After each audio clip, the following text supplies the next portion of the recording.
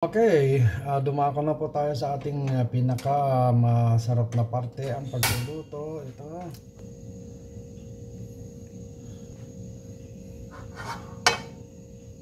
Kailangan painitin natin ang bahagi ito. Itong mantika natin para kahit na paano. Okay. Tingnan natin yung bawang. Medyo lang pa yung init niya. Anyway, pwede na yan. Atin po kaagad itong huwag natin hintayong mag-brown ng todo at yung sibuyas natin. Ganyan po. Yan.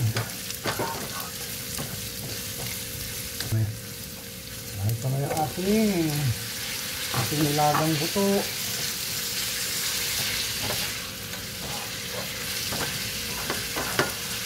Pasensya na po kayo sa pagluluto ko. Katulad ng sinabi ko po, wala akong formal training sa pagluluto. Pero kung marunong po tayong magluto at may lulutuin din lang, di hamak po na nakakatipid tayo. Ganun po. Ito naman po kasi ay masangkot sa actually dito ko po nilaga. Ito naman, nasa choice po natin ang paglalagay ng butter.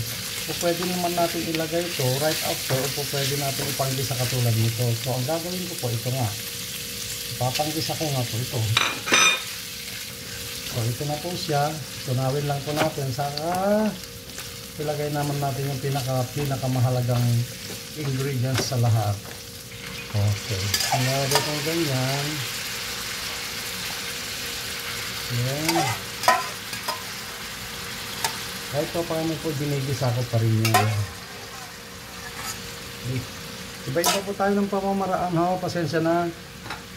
Siguro yung iba dyan na madalas magluto ng sopa, sinasabi ba't ganun siya magluto? Anyway, pasensya na po, ito yung ating sinasabing the art of cooking. Kalayaan din natin at some point sa pagluluto kung ano yung paano yung ating style para masabi na ating pagkain ay may uniqueness sa sariling atin.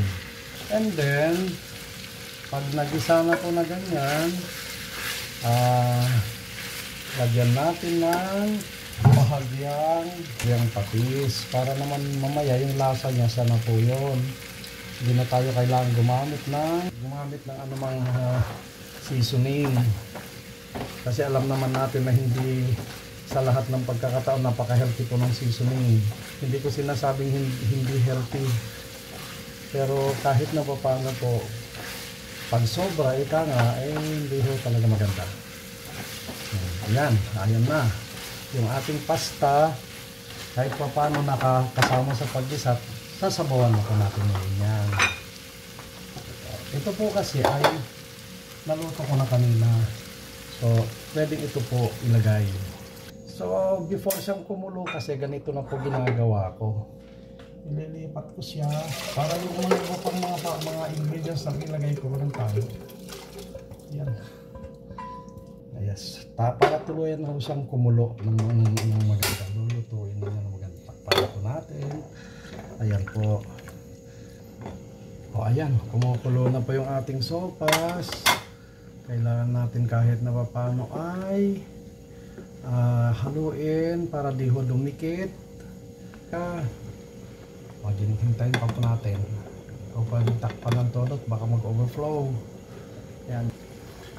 Okay, lagyan naman po natin ng ground pepper. Kahit pa paano, ayan. Black ground pepper. And then, pwede na po nating ilagay itong ating, yung niluto ko kanina, ito po yung ating konting carrots. And then, ito yung repolyo. Para sa akin po kasi ang sopas na may gulay, kahit na paano, mas healthy pa rin po. Para sa akin lang. Yan. Ganyan po mangyayari sa akin. Ganyan po ang aking pagluluto ng sopas. At okay, this is our last ingredients. Ito yung ating pinakahuling ingredient po, yung ating evaporated milk. Yes, ilalagay ko na po kasi sanay naman po kami na ayan. Eto. Ayos na po, ganyan na po yun. Yan, ito na po yung ating sopas. Hindi ito. Eto na po yung ating sopas. Yan, buto-buto po ang ilagay ko. Yes, kita nyo po. Yan, ayan. Luto na po yung ating sopas. Okay, patayin na natin yung kalan. Okay na po yan. Titikman natin. Wow, ang sarap na. Ayan, yan. That's all for now. Ayan, nakapagluto na po tayo. Yun, tingnan nyo, pinawisan po ako dahil mainit po rito sa Manila eh. Maraming salamat po sa walang sawang pagsubaybay ng aking vlog. Kahit na papano na ipanahihatid ko po sa inyo na aktibidades ko po bilang isang house husband.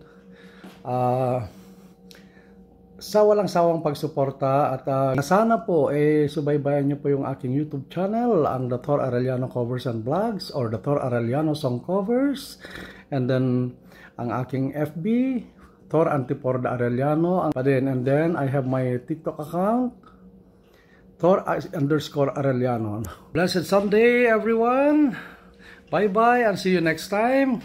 God bless us all. Bye.